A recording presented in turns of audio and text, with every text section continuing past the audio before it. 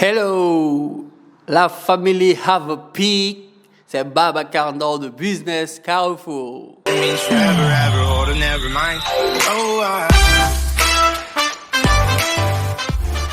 N'oubliez pas que vous apportez une aide considérable à l'achat du drone simplement en laissant défiler les publicités. Merci d'avance et bon visionnage. Hello world et bienvenue sur ma chaîne Have a Peak. Moi c'est Sensemilia ou S pour les intimes et sur cette chaîne on parle de voyages, de rencontres sans se ruiner. Il y a aussi d'interviews, de parcours inspirants de personnes qui sont rentrées en Afrique dernièrement que j'ai commencé. Si tu veux donc profiter de mes astuces et de mes folles expériences en termes de voyage ou tout simplement ne rater aucune des témoignages qu'on peut avoir des personnes qui sont rentrées en Afrique, n'hésite pas à t'abonner à cette chaîne, n'hésite pas à activer la cloche de notification, n'hésite pas non plus à me suivre sur les réseaux sociaux et surtout de partager cette vidéo au maximum. C'est parti donc, let's go. Salut, je m'appelle Babacar Ndao, j'ai 33 ans. Alors, je suis retourné au Sénégal depuis environ 3 ans et je me suis stabilisé il y a environ 2 ans. Après mes études supérieures au Sénégal, je suis allé compléter mon parcours supérieur en France, plus précisément dans le domaine de l'International Business Development. À l'issue de mes études et quelques expériences professionnelles, j'ai créé ma boîte dénommée Business Carrefour, qui est spécialisée dans l'accompagnement des entreprises et des particuliers à l'international.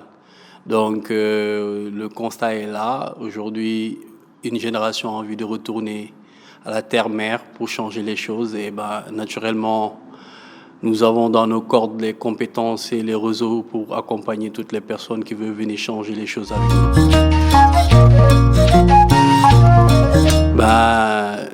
Je dirais naturellement, je suis d'une mère malienne et d'un père sénégalais, mais c'est le Sénégal que j'ai connu plus que le Mali. Mais je suis un métis en quelque sorte, mais comme d'autres m'appellent, ou j'aime bien m'appeler Babacar Africain Ndao parce que, rien que là pour définir la personne, et à cela, comme disait l'écrivain, je ne suis pas né africain, mais l'Afrique est née en moi. Et moi, à un moment, j'ai eu un sentiment fort du continent. Et naturellement, on y va à fond, sans demi-mesure. Bon, moi, je suis assez open mind. Je ne juge jamais quelque chose avant d'y être ou d'apprécier. Parce que je considère que c'est dans la diversité que se crée l'harmonie. Chaque pays, chaque zone a ses manquements et on doit pouvoir relever les défis. Pourquoi les Chinois arrivent à réussir au Sénégal et pas nous, alors que ce n'est pas des francophones, des anglophones? Donc à un moment, je pense que le problème est ailleurs. Certes, il y a des choses à améliorer, mais il y a des opportunités, il faut les saisir, comme j'ai dit, par force. Non, en fait, je suis pas de ceux-là qui sont partis après le bac, en fait. Donc, j'ai eu à faire vraiment, après le bac, jusqu'à un bac plus 5, à travailler. Donc, je suis parti, en fait, redécouvrir l'Europe. Et donc, et j'ai jamais été loin du Sénégal, au fond. Et donc, c'est un avantage comparatif. Et c'est ce réseau que j'ai voulu associer avec ce que j'ai appris pour pouvoir pour transformer ça en business, en quelque sorte. Alors, il faut savoir saisir les opportunités, en fait. C'est l'opportunité qui définit très souvent la décision d'y aller ou pas. On est dans un contexte économique assez compliqué depuis des années.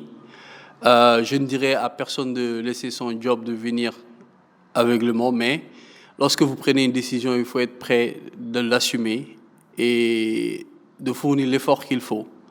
En business, il n'y a pas de magie. Si vous croyez en un projet, il faut se donner les moyens d'atteindre ses objectifs. Et c'est ça qui fait vraiment la différence entre un leader et un manager. Ouais. Et donc, c'est très, très important d'être prêt psychologiquement, en fait. Voilà. Parce que l'entrepreneuriat, c'est pas du tout facile. N'est pas entrepreneur qui veut, n'est pas leader qui veut. C'est un temps de préparation, beaucoup d'échecs. Mais ce qui est le plus important, c'est la finalité.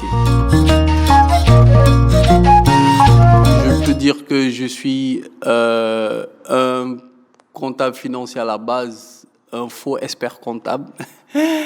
Mais à la fin de mes études dans ce domaine, j'ai découvert d'autres potentiels en moi. En fait, j'étais un homme de l'international, du contact.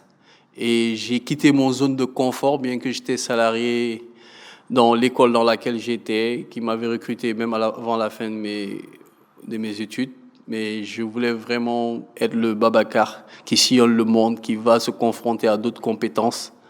Et voilà, c'était un réel défi. Et moi, mon grand défi, c'était de créer mon entreprise en France et de gagner des marchés en France comme des Français et voir réellement est-ce que c'est forcément les études ou les compétences ou l'envie de réussir dans un environnement neutre. Parce que c'est un vrai challenge d'aller dans un pays qui n'est pas le nôtre et de pouvoir proposer des prestations et de trouver les répondants. Et Dieu merci, je l'ai réussi. J'ai gagné mon premier marché avec le Campus France-Siège.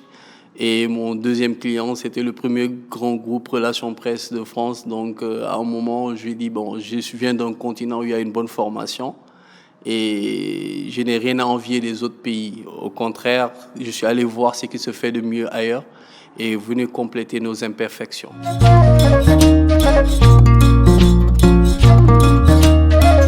Moi, je suis une personne, je suis assez décontracté en fait. J'ai pas la même approche d'aborder les difficultés que les gens. Quand j'y vais, j'y vais. Après, quand ça casse, on constate, on évalue en avance. Voilà. Et donc, très souvent, j'ai du mal à parler de mes difficultés. Mais comme tout entrepreneur, j'ai galéré. Tu vois, à un moment, j'ai fait un choix. Je faisais un job le matin, après l'après-midi, pour aller développer mon propre business. Et c'était pas du tout facile. Donc, à un moment, tu as envie d'abandonner, mais on m'avait pas forcé à faire ce que j'avais envie, ce que je suis en train de faire. Et donc, j'avais pas le droit à l'échec, en fait. Oui, ça arrive. Tous les entrepreneurs qui ont rencontré les difficultés sur le terrain, et notamment avec le Covid, tout ce qui va avec. En général, chaque fois, l'idée, même si c'est pas la France, ils pensent très souvent à aller sur d'autres terrains. Parce qu'en fait, n'est pas, tout le monde ne peut pas s'exporter à l'international. Il faut vraiment oser l'international et dès que vous avez pris le goût, même si on vous amène demain en Chine, vous devez être en mesure de pouvoir vous vendre et de trouver un business à développer. C'est un état d'esprit en fait. Mais tout entrepreneur, moi personnellement, ça m'a traversé l'esprit plusieurs fois, mais c'est les aléas de l'entrepreneuriat. Alors c'est très souvent dans les règlements après les prestations. Très souvent, la prestation intellectuelle demande beaucoup d'efforts non visibles par le client. Et en général aussi, les retours sur investissement ne sont pas aussi rapides qu'on le pense. Et en temps, les factures, les charges fixes t'étouffent. Donc il faut multiplier ses poches de revenus en fait. Et c'est ça le vrai défi. Parce que pour que le business puisse être solide, il faut vraiment développer des stratégies comme si c'était sur un terrain de guerre. Parce que très souvent, je prends cet exemple, mais vraiment, l'entrepreneuriat, c'est une guerre soft, quoi. Donc, l'ennemi, c'est l'argent, entre guillemets. Donc, il faut toujours trouver des stratégies pour l'avoir. Parce que plus on est liquide, mieux c'est. Ça, c'est la stratégie anglophone. Donc, l'entreprise, en général, s'évalue par sa liquidité. Plus il est liquide, plus il assure les collaborateurs. Et donc, c'était vraiment ça, trouver de l'argent coûte que coûte, mais dans les règles de l'art. Si aujourd'hui je dois aller vendre du poisson, je le ferai. Voilà. Et donc, c'est là où le mot « il n'y a pas de saut métier » prend toute son importance, en fait. Bon, après, il y a... Le système est en... Je peux dire le modèle éducatif est en porte-à-faux avec les réalités du monde actuel. Après, c'est sur des décennies que ça va changer, mais c'est pas évident. Mais Pour moi, je crois en quelque chose. Soyons le changement que nous voulons apporter à notre communauté. Il n'y a pas de baguette magique. Si aujourd'hui on veut que l'Afrique se développe, que nos entreprises soient les plus compétitives, il faut mettre le paquet, il faut y aller. Après, certes, il y aura beaucoup de contraintes, mais pour moi personnellement, c'est les difficultés qui me stimulent. Et quand il y a la concurrence, rassurez-vous que vous avez vraiment quelqu'un devant vous qui va relever les défis. Quelqu'un qui veut rentrer en Afrique, il doit bien concevoir son projet. Parce que c'est vraiment ça le job.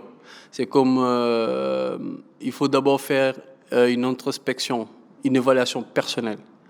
Qu'est-ce que je vais chercher en Afrique? Est-ce que j'ai les compétences pour? Est-ce que j'ai les moyens pour? Est-ce que j'ai les collaborateurs pour? Et par rapport à ça, vous voyez est-ce que vous devez compléter quelque chose en termes de formation, de compétences ou trouver un collaborateur avant d'y aller?